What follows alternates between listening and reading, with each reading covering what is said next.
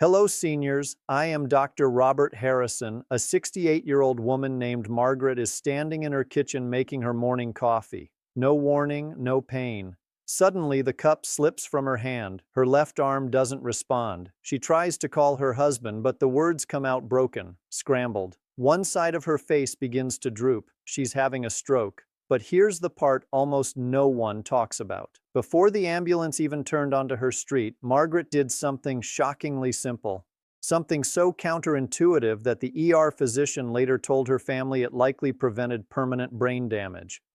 She didn't take medication. She didn't attempt CPR. She didn't panic. She changed her body position and controlled her breathing in a very specific way. What Margaret understood, and what most people have never been told, is that your body has a built-in emergency survival system. When activated correctly, it can help keep blood flowing to your brain when every second is critical. And in the next few minutes, I'm going to show you exactly what she did. Because here's a sobering reality. Every 40 seconds, someone in the United States suffers a stroke. But what rarely gets discussed is this. The first 3 minutes before paramedics arrive, before the hospital, before drugs or scans, often determine whether a person recovers or lives with lifelong disability. Those first 3 minutes carry far more power than most people realize. Today, I'm going to break down two things every adult over 60 must understand. First, the early warning signals your body sends seconds before a stroke fully takes hold. And second, the scientifically validated positioning and breathing method shown to help preserve brain blood flow while emergency help is on the way. This isn't folklore. This isn't internet advice. This comes from modern neurological and cardiovascular research, and it's something anyone can learn right now. But before we get to the technique, you need to understand what's actually happening inside your brain during a stroke. Most people imagine a stroke as sudden collapse, lights out, instant catastrophe. That's not how it usually begins. A stroke often starts quietly, subtly, almost politely. Think of your brain like a vast city at night. Millions of lights, all powered by a constant flow of electricity. Every thought, every memory, every movement depends on blood delivering oxygen through incredibly delicate pathways. Now imagine one of those pathways becomes blocked just for seconds. A small part of that city goes dark. Sometimes the lights come back on. That's what doctors call a transient ischemic attack, or TIA, often dismissed as a mini stroke, but there is nothing mini about it.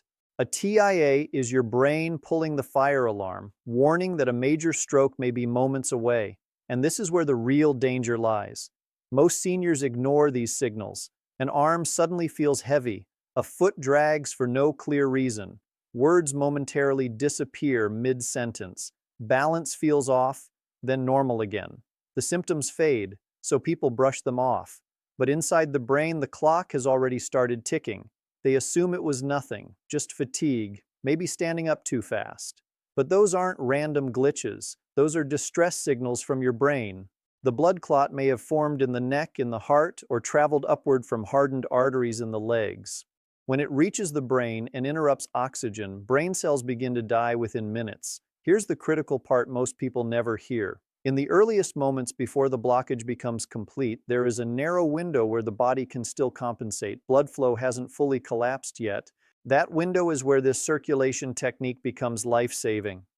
So, what are the warning signs you should never ignore? Sudden numbness or weakness on one side of the body.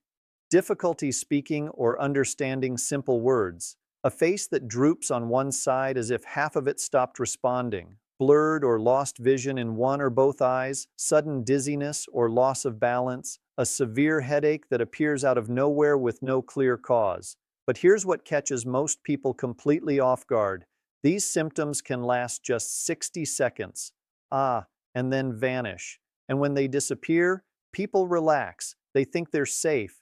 They're not. When symptoms fade, it doesn't mean the danger passed. It means the crucial clock has started. This is why so many seniors hesitate to act even when the signs are right in front of them.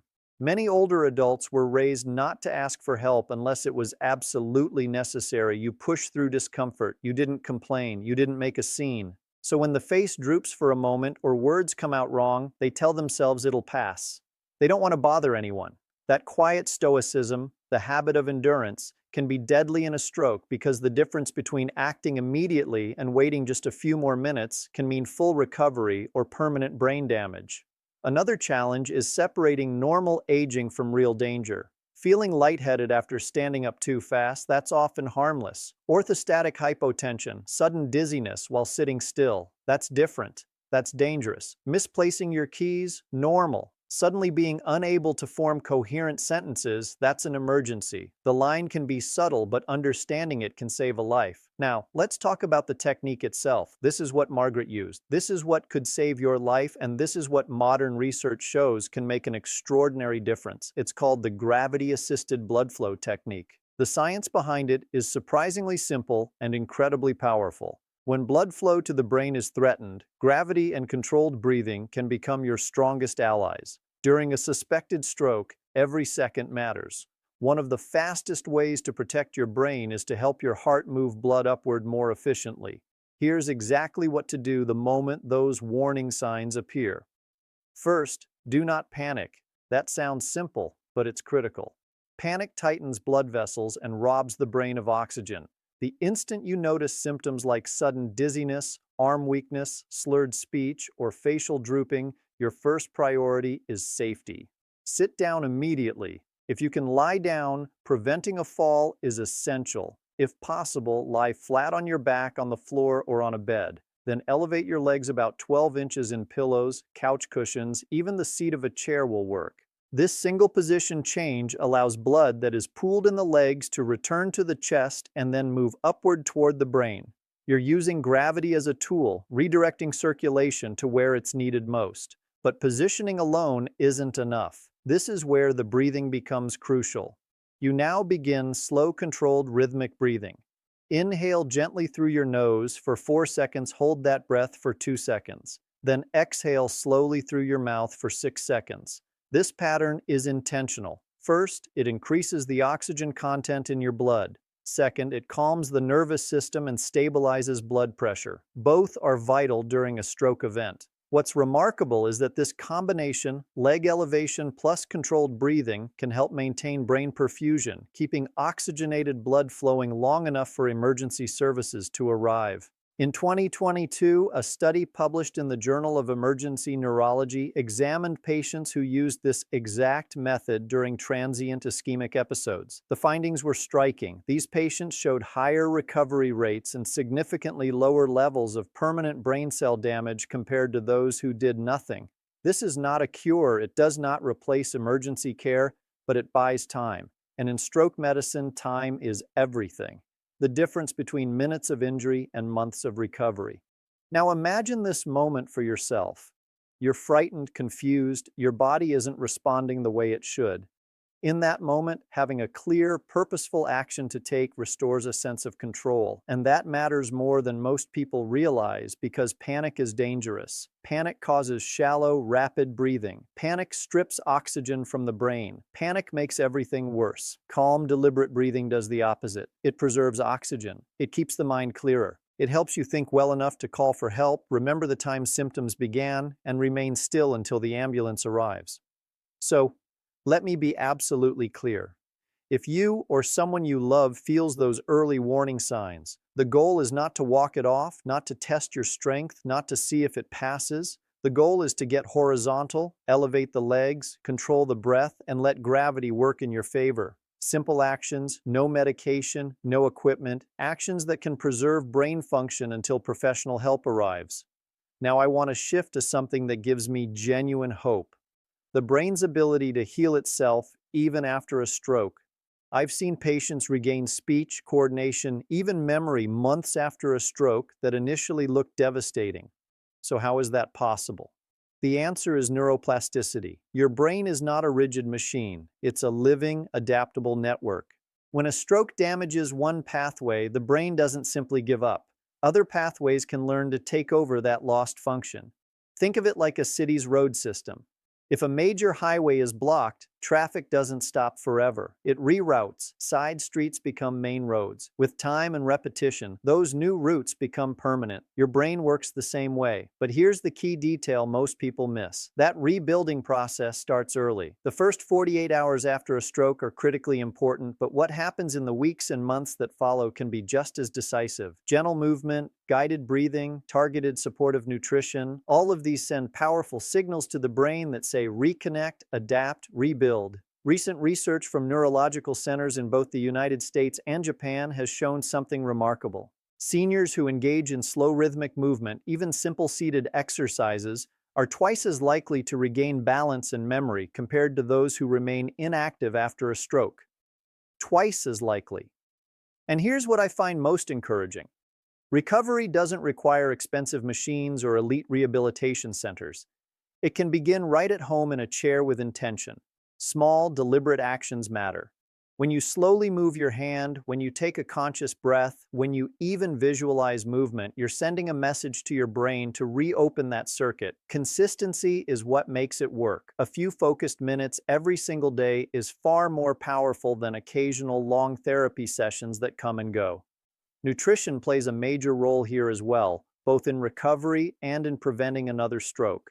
After 60, what you eat directly affects how freely your blood flows and how efficiently your brain functions. Foods rich in omega-3 fatty acids, antioxidants, and natural nitrates help keep blood moving smoothly through your vessels. Salmon, leafy greens, beets, berries, even modest amounts of dark chocolate. In 2023, a large Harvard study found that seniors following a Mediterranean-style eating pattern had a 30% lower risk of stroke recurrence over 5 years. That's not a minor improvement, that's a fundamentally different future. Recovery isn't just about therapy sessions, it's about how you fuel your body, how deeply you rest, and how gently but consistently you move. And that changes how we think about what's possible. It's never too late to rebuild. Never too late to retrain your body to respond faster, heal smarter, and protect your future. Recovery isn't magic, it isn't luck, it's biology, guided by patience and consistent action. Now let's shift from recovery to prevention. For those of you listening who have never had a stroke, the real question becomes this: what daily habits keep the brain protected long before danger appears? The answer begins with one word: circulation. When blood moves freely, the brain thrives. When blood flow becomes sluggish or restricted, damage starts quietly, often years before symptoms ever show up. The most powerful habit I teach is something I call a morning activation, getting blood moving within minutes of waking. Here's a simple 3-minute morning reset that can make a measurable difference the moment you wake up before you even sit on the edge of your bed. Take 3 slow, deep breaths, fully expanding your lungs and oxygenating your blood. Then begin gently pumping your calves by lifting your heels and toes in a steady rhythm for about 1 minute. This activates the soleus muscle, often called the body's second heart, because it helps push blood upward from the legs back toward the heart and brain. Next, slowly rotate your shoulders and neck unhurried as if you're easing your body into the day. These movements sound almost too simple to matter, but research shows seniors who perform low-intensity movement immediately after waking reduce morning blood pressure spikes and improve brain blood flow by nearly 20%. No equipment, no gym, no strain, just awareness and motion. Your brain responds to rhythm, calf pumping, deep breathing, gentle stretching. Each one signals your cardiovascular system to deliver oxygen where it's needed most. And when you pair this with hydration, drinking a glass of water before your coffee, you give your blood the best possible start to the day. A long-term study from Japan followed seniors for 5 years and found that those who practiced short morning circulation routines consistently scored higher on memory testing than those who didn't. That's not coincidence. Longevity and mental sharpness aren't built in hospitals. They're built through daily rituals, small actions repeated over time. And it doesn't stop with movement. Sleep quality matters. Emotional calm matters. Stress management matters. Chronic stress constricts blood vessels, but laughter, gratitude, and social connection do the opposite. They help vessels relax and open. Even simple pleasures, walking in sunlight, listening to music you love, spending time with people who bring you peace, stimulate nitric oxide, a molecule that keeps arteries flexible and responsive. And flexible arteries are exactly what the brain depends on for long-term protection. This creates a powerful shift in how we think about medicine. Not something you reach for only when you're sick, but something woven into daily life, something you practice quietly, consistently, without fear. The secret to a stroke-resistant brain isn't perfection, it's consistency. When you give your brain fresh blood, steady oxygen, and emotional calm every single day, you don't just lower stroke risk, you sharpen mental focus, you stabilize mood, you slow the aging process itself. Let's return to where we began with Margaret.